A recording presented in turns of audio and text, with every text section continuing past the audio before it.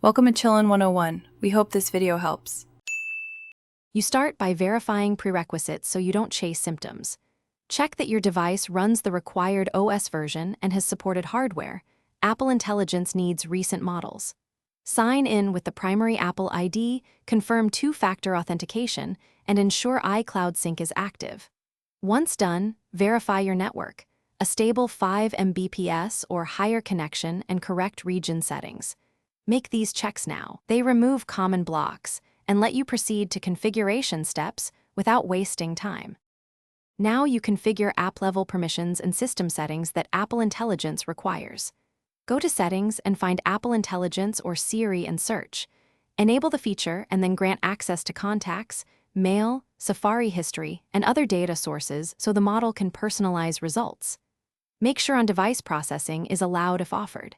If you use iCloud Private Relay, a VPN, or restrictive DNS, toggle them off briefly because they can block verification and data flows.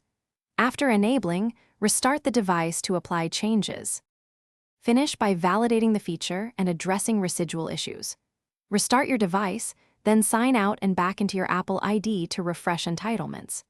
Check system settings to confirm Apple Intelligence shows as available.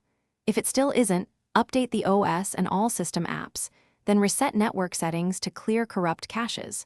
If unavailability persists, capture any error codes and the exact status message, reproduce the issue, and contact Apple support with logs and timestamps.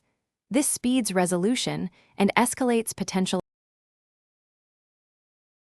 Thanks for watching. Consider subscribing if we helped you.